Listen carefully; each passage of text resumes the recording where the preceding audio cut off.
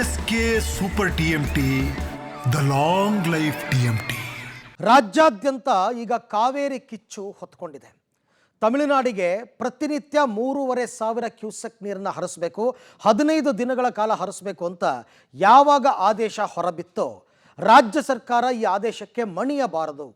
ಯಾವುದೇ ಕಾರಣಕ್ಕೂ ನಮಗೆ ಕುಡಿಯೋದಕ್ಕೆ ನೀರಿಲ್ಲ, ಅವರ ಬೆಳೆಗಳಿಗೆ ನೀರು ಕೊಡಬಾರ್ದು ಅಂತ ಹೆಚ್ಚು ಕಡಿಮೆ ಇವತ್ತಿನಿಂದಲೇ, ಅದರಲ್ಲೂ ಹಳೆ ಮೈಸೂರು ಭಾಗದಲ್ಲಿ ಈ ಕಿಚ್ಚು ಜಾಸ್ತಿ ಆಗ್ತಾ ಇದೆ. ನಾಳೆಯಿಂದಲೇ ಹೋರಾಟಕ್ಕೆ ಕರೆ ಕೂಡ ಕೊಡಲಾಗಿದೆ. ಕರ್ನಾಟಕ ಬಂದ್ಗೆ ಕನ್ನಡ ಪರ ಸಂಘಟನೆಗಳು ಈಗ ಕರೆ ಕೊಟ್ಟಿವೆ. ಶುಕ್ರವಾರ ಹೈ ವೋಲ್ಟೇಜ್ ಸಭೆ ಮಾಡ್ತಾರಂತೆ. ಶುಕ್ರವಾರದ ಸಭೆಯಲ್ಲಿ ಕರ್ನಾಟಕ ಬಂದ್ನ ದಿನಾಂಕ ಯಾವತ್ತು ಅಂತ ಘೋಷಣೆ ಆಗುತ್ತೆ. ತಮಿಳುನಾಡಿಗೆ ನೀವೇನಾದರೂ ಅಪ್ಪಿ ನೀರು ಹರಿಸಿದ್ರೆ ಪರಿಣಾಮ ನೆಟ್ಗಿರಲ್ಲ ಅಂತ ಕನ್ನಡ ಪರ ಸಂಘಟನೆಗಳು ಈಗಾಗಲೇ ರಾಜ್ಯ ಸರ್ಕಾರಕ್ಕೆ ಎಚ್ಚರಿಕೆಯ ಸಂದೇಶವನ್ನು ಕೂಡ ರವಾನೆ ಮಾಡಿವೆ. ಇನ್ನು ಬೆಂಗಳೂರಿನಲ್ಲೂ ಇವತ್ತು ಅಲ್ಲಲ್ಲಿ ಪ್ರತಿಭಟನೆಯನ್ನು ನಡೆಸುವ ಮುಖಾಂತರ ಕಾವೇರಿ ಕೊಳ್ಳದಲ್ಲಿ ಹೊತ್ತಿಕೊಂಡ ರೈತ ಹೋರಾಟ ಕಿಚ್ಚಿಗೆ ಕರ್ನಾಟಕ ರಕ್ಷಣಾ ವೇದಿಕೆ ಸಂಘಟನೆಯವರು ಕೂಡ ಕರೆ ಕೊಟ್ಟಿದ್ದಾರೆ. ನಾಳೆಯಿಂದಲೇ ರಾಜ್ಯಾದ್ಯಂತ ಕಾವೇರಿ ಹೋರಾಟ, ಕಾವೇರಿ ಕಿಚ್ಚು. ನಾಡಿದ್ದು ಕರ್ನಾಟಕ ಬಂದ್ ಭವಿಷ್ಯ. ಸರ್ಕಾರಕ್ಕೆ ಕನ್ನಡ ಪರ ಸಂಘಟನೆಗಳ ಎಚ್ಚರಿಕೆ ಸಂದೇಶ. ರಾಜ್ಯಾದ್ಯಂತ ಕಾವೇರಿ ಕಿಚ್ಚು ಹೊತ್ತಿಕೊಂಡಿದೆ. ತಮಿಳುನಾಡಿಗೆ ನೀರು ಹರಿಸಿದರೆ ಪರಿಣಾಮ ನೆಟ್ಟಗಿರಲ್ಲ ಅಂತ ಕನ್ನಡ ಪರ ಸಂಘಟನೆಗಳು ಎಚ್ಚರಿಕೆ ಸಂದೇಶ ರವಾನಿಸಿವೆ. ಬೆಂಗಳೂರಿನಲ್ಲಿ ಪ್ರತಿಭಟನೆ ನಡೆಸುವ ಮೂಲಕ ರೈತ ಹೋರಾಟಕ್ಕೆ ಕೈಜೋಡಿಸಿವೆ. ಬೆಂಗಳೂರಿನ ಫ್ರೀಡಂ ಪಾರ್ಕ್ನಲ್ಲಿ ಪ್ರತಿಭಟನೆ ನಡೆಸಿದ ಕರವೇ ನಾರಾಯಣಗೌಡ ಬಣ ನಾಳೆಯಿಂದಲೇ ರಾಜ್ಯಾದ್ಯಂತ ಕಾವೇರಿ ಹೋರಾಟಕ್ಕೆ ಕರೆ ನೀಡಿದ್ದಾರೆ. ಕಾವೇರಿ ಉಳಿಸಿ ಕರ್ನಾಟಕ ಉಳಿಸಿ ಅಭಿಯಾನದಡಿ ಹೋರಾಟ ನಡೆಸಿದ್ದು, CWRC ತೀರ್ಪನ್ನು ಯಾವುದೇ ಕಾರಣಕ್ಕೂ ಸರ್ಕಾರ ಒಪ್ಕೋಬಾರದು. ತಮಿಳುನಾಡು ಲಾಬಿಗೆ ಮಣಿದರೆ ಹುಷಾರ್. ರಾಜ್ಯದಲ್ಲಿ 1991ರ ಹೋರಾಟ ನೆನಪು ಮಾಡಬೇಕಾಗುತ್ತೆ ಅಂತ ಎಚ್ಚರಿಕೆ ನೀಡಿದರು. ಕಾವೇರಿ ಕಿಚ್ಚು, ಅಖಂಡ ಕರ್ನಾಟಕ ಬಂದ್ ಫಿಕ್ಸ್. ರಾಜ್ಯ ಬಂದ್ಗೆ ಕನ್ನಡ ಪರ ಸಂಘಟನೆ ನಿರ್ಧಾರ. ಕಾವೇರಿ ಕಿಚ್ಚು ಹೊತ್ತಿಕೊಂಡ ಬೆನ್ನಲ್ಲೇ ಅಖಂಡ ಕರ್ನಾಟಕ ಬಂದ್ ಫಿಕ್ಸ್ ಆಗಿದೆ. ನಾಡಿದ್ದು ಕರ್ನಾಟಕ ಬಂದ್ ಭವಿಷ್ಯ ತೀರ್ಮಾನ ಆಗಲಿದೆ. ರಾಜ್ಯ ಬಂದ್ಗೆ ಕನ್ನಡ ಪರ ಸಂಘಟನೆಗಳು ನಿರ್ಧಾರ ಮಾಡಿದ್ದು, ನಾಡಿದ್ದು ಬಂದ್ ಬಗ್ಗೆ ಹೈವೋಲ್ಟೇಜ್ ಸಭೆ ನಡೆಸಲಾಗುತ್ತೆ. ಕನ್ನಡ ಪರ ಸಂಘಟನೆ ಸಭೆಯಲ್ಲಿ ಕರ್ನಾಟಕ ಬಂದ್ ದಿನಾಂಕ ನಿಗದಿಯಾಗಲಿದೆ. ರಾಜ್ಯದಲ್ಲಿ ತೀವ್ರ ಬರದ ಮಧ್ಯೆ ತಮಿಳುನಾಡಿಗೆ ನೀರು ಹರಿಸಲಾಗದು ಅಂತ ಕನ್ನಡ ಪರ ಸಂಘಟನೆ ಮುಖಂಡರು ಬೆಂಕಿ ಉಗುಳಿದರು. ಕಾವೇರಿ ನೀರು ನಿರ್ವಹಣಾ ಸಮಿತಿ ಶಿಫಾರಸು ಅವೈಜ್ಞಾನಿಕ ಆಗಿದೆ. CWRC ಶಿಫಾರಸನ್ನು ಒಪ್ಪಲು ಆಗೋದಿಲ್ಲ. ಯಾವುದೇ ಕಾರಣಕ್ಕೂ ತಮಿಳುನಾಡಿಗೆ ನೀರು ಹರಿಸಲ್ಲ ಅಂತ ಹೇಳಿದರು. ಅಖಂಡ ಕರ್ನಾಟಕ ಬಂದ್ ಕರೆದೇ ಕರಿತೀವಿ. ಒಂದು ಕಡೆ ಮಹದಾಯಿ ಅನ್ಯಾಯ ಆಗಿದೆ, ಮೇಕೆದಾಟ್ ಅನ್ಯಾಯ ಆಗಿದೆ. ಕಾವೇರಿ ನೀರು ಬಿಡಬೇಕು. ಪ್ರತಿದಿನ 3,500 ಕ್ಯೂಸೆಕ್ಸ್ ನೀರು, ಸುಮಾರು 5 TMC ನೀರಾಗುತ್ತೆ. 5 TMC ನೀರನ್ನ ಬಿಟ್ಟರೆ ನಮಗೆ ಎಣ ಸುಡೋಕ್ಕೆ, ಎಣ ನೇಸಕ್ಕೆ ನೀರಿಲ್ಲ, ಎಣಕ್ಕೆ ಮೈ ತೊಳೆಯಕ್ಕೆ ನೀರು ಬರೋದಿಲ್ಲ. ಈ ಪರಿಸ್ಥಿತಿ ಇದೆ. DK ಶಿವಕುಮಾರ್ ಅವ್ರಿಗೆ ನೇರವಾಗಿ ಹೇಳ್ತಾ ಇದ್ದೀನಿ, ಯಾವುದೇ ಮುಲಾಜಿಲ್ಲದೆ ತಮಿಳುನಾಡಿಗೆ ಒಂದು ಹನಿ ನೀರು ಬಿಡக்கூಡದು. ನೀರು ಬಿಟ್ಟರೆ ನಿಮ್ಮ ಸರ್ಕಾರ ರಾಜೀನಾಮೆ ಕೊಡಬೇಕಾಗತ್ತೆ. ಅವೈಜ್ಞಾನಿಕವಾದಂಥ ತೀರ್ಪನ್ನು ಕೊಟ್ಟು ಕರ್ನಾಟಕದ ಕನ್ನಡಿಗರ ಮೇಲೆ ದೌರ್ಜನ್ಯವನ್ನು ಕೇಂದ್ರ ಸರ್ಕಾರ ಮತ್ತು ಅಧಿಕಾರಿಗಳು ಮಾಡ್ತಾ ಇದ್ದಾರೆ. ಇದನ್ನು ನಾವು ಸಹಿಸಿಕೊಳ್ಳೋದಿಲ್ಲ. 1991ರಲ್ಲಿ ನಮ್ಮ ನಾಯಕರಾದಂಥ ವಾಟಾಳ್ ನಾಗರಾಜ್ ಅವರು, ನಾನು ಬಂಗಾರಪ್ಪನವ್ರನ್ನ ಕೇಳಿ ದಯವಿಟ್ಟು ನೀರು ಬಿಡಬೇಡಿ, ಸುಗ್ರೀವಾಜ್ಞೆ ಹೊರಡಿಸಿ ಅಂತ ಹೇಳಿದ್ದು. ಅವತ್ತು ಸುಗ್ರೀವಾಜ್ಞೆ ಹೊರಡಿಸಿದ್ರು. ಅದೇ ರೀತಿ ಇವತ್ತು ನೀವು ಮೇಕೆದಾಟು ಪರವಾಗಿ ಮಾನ್ಯ ಮುಖ್ಯಮಂತ್ರಿಗಳು ಪಾದಯಾತ್ರೆ ಮಾಡಿದ್ರಿ. ಇವತ್ತು ನಿಮಗೆ ಬದ್ಧತೆ ಇದೆ. ಯಾವುದೇ ಕಾರಣದಲ್ಲೂ ತಮಿಳುನಾಡಿಗೆ ನೀರು ಬಿಡಲ್ಲ ಅನ್ನೋ ಒಂದು ತೀರ್ಮಾನವನ್ನು ತಗೊಳ್ಳಬೇಕು. ಮೇಲ್ಮನವಿಯನ್ನು ಸಲ್ಲಿಸಬೇಕು. ನಮ್ಮ ನಾಯಕರು ಹೇಳಿದಂಗೆ ಕರ್ನಾಟಕ ಬಂದ್ಗೆ ನಾವು ನಾಡಿದ್ದು ತೀರ್ಮಾನ ಮಾಡಿ ಕರೆ ಕೊಡ್ತೀವಿ. ಬೆಂಗಳೂರಿನಲ್ಲಿ ಕನ್ನಡ ಪರ ಸಂಘಟನೆ ಹೋರಾಟ. ನೆಲದ ಮೇಲೆ ಬಿದ್ದು ಹೊರಳಾಡಿ ತೀವ್ರ ಆಕ್ರೋಶ. ಕಾವೇರಿ ನೀರು ಹರಿಸುವ ಬಗ್ಗೆ CWRC ಆದೇಶದ ವಿರುದ್ಧ ಕರವೇ ಕಾರ್ಯಕರ್ತರು ಪ್ರತಿಭಟನೆ ನಡೆಸಿದರು. ಮಲ್ಲೇಶ್ವರಂನಲ್ಲಿ ಕರವೇ ಶಿವರಾಮೇಗೌಡ ಬಣದ ಕಾರ್ಯಕರ್ತರು ಪ್ರತಿಭಟನೆ ನಡೆಸಿದರು. ಫ್ರೀಡಂ ಪಾರ್ಕ್ನಲ್ಲಿ ಕರವೇ ನಾರಾಯಣಗೌಡ ಬಣ ಪ್ರತಿಭಟನೆ ನಡೆಸಿದರೆ, ಇನ್ನೊಂದೆಡೆ ಮೈಸೂರು ಬ್ಯಾಂಕ್ ಸರ್ಕಲ್ ಬಳಿ ವಾಟಾಳ್ ಪಕ್ಷ ಹಾಗೂ ಕರವೇ ಪ್ರವೀಣ್ ಶೆಟ್ಟಿ ಬಣದಿಂದ ಪ್ರತಿಭಟನೆ ನಡೆಸಲಾಯಿತು. ತಮಿಳುನಾಡಿಗೆ ಕಾವೇರಿ ನೀರು ಬಿಡಲು ಒಪ್ಪದ ಸರ್ಕಾರ. ರಾಜ್ಯದಿಂದ CWMAಗೆ ಮೇಲ್ಮನವಿ ಸಲ್ಲಿಸಲು ನಿರ್ಧಾರ. ತಮಿಳುನಾಡಿಗೆ ಕಾವೇರಿ ನೀರು ಬಿಡಲು ಒಪ್ಪದ ಸರ್ಕಾರ ಮೇಲ್ಮನವಿ ಸಲ್ಲಿಸಲು ನಿರ್ಧರಿಸಿದೆ. CWRC ಆದೇಶವನ್ನು ಕಾವೇರಿ ನೀರು ನಿರ್ವಹಣಾ ಪ್ರಾಧಿಕಾರದಲ್ಲಿ ಪ್ರಶ್ನಿಸಲಾಗುತ್ತೆ ಅಂತ CM DK ಶಿವಕುಮಾರ್ ತಿಳಿಸಿದ್ದಾರೆ. ಕಾವೇರಿ ವಿಚಾರದಲ್ಲಿ ನೀರು ಬಿಡಲು ಆದೇಶ ಕೊಟ್ಟಿದ್ದಾರೆ. ಆದರೆ ನಮಗೆ ವರುಣ ಕೃಪೆ ತೋರಿಸಿಲ್ಲ. 2 ಬಾರಿ ತಮಿಳುನಾಡು ಮನವಿ ತಿರಸ್ಕರಿಸಿತ್ತು. ಈ ಬಾರಿ ನೀರು ಬಿಡಲು ಹೇಳಿದ್ದಾರೆ. ನಾವು ಇದನ್ನು ಪ್ರಶ್ನೆ ಮಾಡಲು ನಿರ್ಧರಿಸಿದ್ದೇವೆ.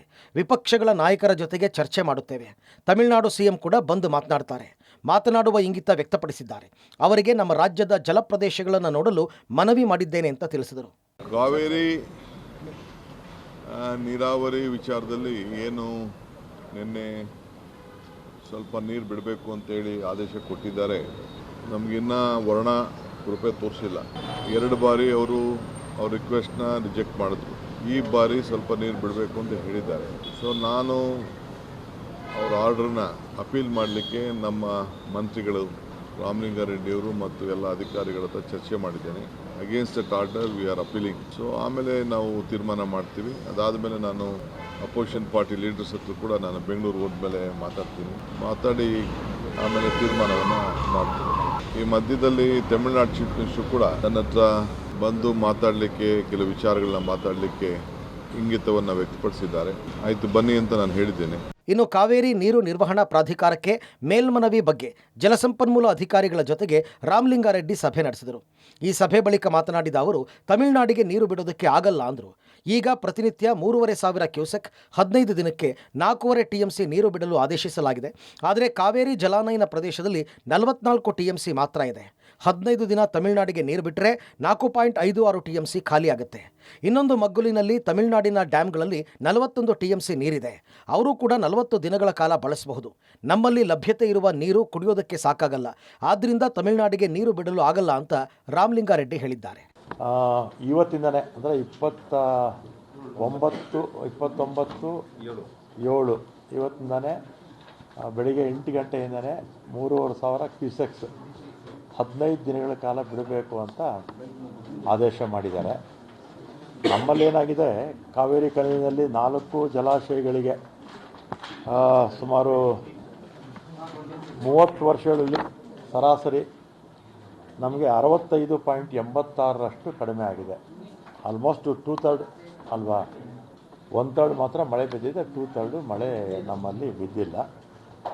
ಆಮೇಲೆ ಈಗ ಅದೇ ರೀತಿ ನಮ್ಮಲ್ಲಿ ಇರ್ತಕ್ಕಂಥ ನೀರು ಕೂಡ ಸುಮಾರು ಒಂದು 46 TMC ಇದೆ.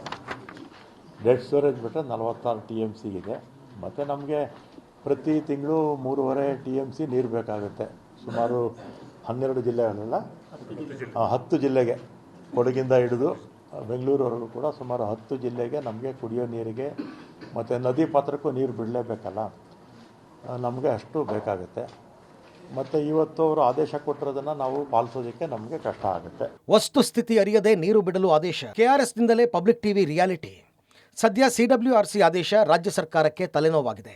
ಮಂಡ್ಯ ಜಿಲ್ಲೆಯ 7 ತಾಲೂಕುಗಳು ಬರ ಪರಿಸ್ಥಿತಿ ಎದುರಿಸುತ್ತಿವೆ. ಮಂಡ್ಯ ಜಿಲ್ಲೆಯಲ್ಲಿ 83% ಮಳೆಯ ಕೊರತೆಯಾಗಿದೆ. ಈ ಸಂದರ್ಭದಲ್ಲಿ ಮಳೆ ಬರದೇ ಇದ್ದರೆ ಬೆಂಗಳೂರು ಸೇರಿ ಮಂಡ್ಯ, ಮೈಸೂರಿಗೆ ಆತಂಕ ಎದುರಾಗುತ್ತೆ. ವಸ್ತುಸ್ಥಿತಿಯನ್ನು ನಿಮ್ಮ ಪಬ್ಲಿಕ್ ಟಿವಿ ಗ್ರೌಂಡ್ ರಿಯಾಲಿಟಿ ಮೂಲಕ ತೆರೆದಿಟ್ಟಿದೆ. ಶ್ರೀರಂಗಪಟ್ಟಣ ತಾಲೂಕಿನ KRS ಜಲಾಶಯದ ಬಳಿ ಇದ್ದೀನಿ. ದೃಶ್ಯದಲ್ಲಿ ಗಮನಿಸ್ತಾ ಇದ್ದೀವಿ, KRS ಜಲಾಶಯ ಎಷ್ಟರ ಮಟ್ಟಿಗೆ ಬರಿದಾಗಿದೆ ಅನ್ನೋದನ್ನು ಕಳೆದ ವರ್ಷ ಇದೇ ದಿನಕ್ಕೆ ಸಂಪೂರ್ಣವಾಗಿ KRS ಡ್ಯಾಮ್ ಭರ್ತಿಯಾಗಿತ್ತು. ತಮಿಳುನಾಡಿಗೆ ಅಗತ್ಯಕ್ಕಿಂತ ಹೆಚ್ಚು ನೀರನ್ನು ಬಿಡಲಾಗಿತ್ತು. ಆದರೆ ಈ ಬಾರಿ ವರುಣನ ಅವಕೃಪೆಯಿಂದಾಗಿ KRS ಜಲಾಶಯದ ನೀರಿನ ಮಟ್ಟ ತಳಕ್ಕೆ ಸೇರಿರುವುದನ್ನು ದೃಶ್ಯದಲ್ಲಿ ಗಮನಿಸ್ತಾ ಇದ್ದೀವಿ. ಸದ್ಯ KRS ಜಲಾಶಯದಲ್ಲಿರುವಂಥದ್ದು 17 TMC ನೀರಷ್ಟೇ ಇದೆ. ಈ ಪೈಕಿ 5 TMC ನೀರು ಡೆಡ್ ಸ್ಟೋರೇಜ್ ಇರುವಂಥದ್ದು. ಇದರಲ್ಲಿ 1 TMC ನೀರು ಸೋರಿಕೆ ಆಗ್ಬೋದು ಮತ್ತು ಆವಿಯ ರೂಪದಲ್ಲಿ ಕಳ್ಕೊಂಡು ಹೋಗುತ್ತೆ. ಅಲ್ಲಿಗೆ 11 TMC ನೀರಷ್ಟೇ ನಮಗೆ ಸಿಗುತ್ತೆ. ಆ ನಿಟ್ಟಿನಲ್ಲಿ ಇದೀಗ ತಮಿಳುನಾಡು ತಮಗೆ ನೀರನ್ನು ಬೇಕು ಅಂತೇಳಿ CWRC ಮೊರೆ ಹೋಗಿತ್ತು. ಆದರೆ CWRC ಸ್ಥಿತಿಯನ್ನು ಅರಿಯದೆ ಇದೀಗ ಆದೇಶವನ್ನು ನೀಡಿದೆ. 15 ದಿನಗಳ ಕಾಲ 3,500 ಕ್ಯೂಸೆಕ್ ನೀರನ್ನು ಹರಿಬಿಡಕ್ಕೆ ಇದೀಗ ಹೇಳಿರುವಂಥದ್ದು. ಈ ನಿಟ್ಟಿನಲ್ಲಿ 4.5 TMC ಇಷ್ಟು ನೀರಾಗುತ್ತೆ.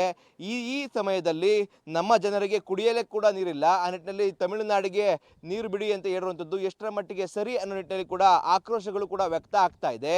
ಒಟ್ಟಿನಲ್ಲಿ KRSನಲ್ಲಿ ಪರಿಸ್ಥಿತಿ ಹೀಗಿದ್ದಾಗ ನೀರು ಹರಿಸೋದಕ್ಕೆ ಹೇಗೆ ತಾನೇ ಸಾಧ್ಯ ಅನ್ನೋದು ಕಾವೇರಿ ಕೊಳ್ಳದ ರೈತರ ಪ್ರಶ್ನೆಯಾಗಿದೆ. Bureau report, public TV.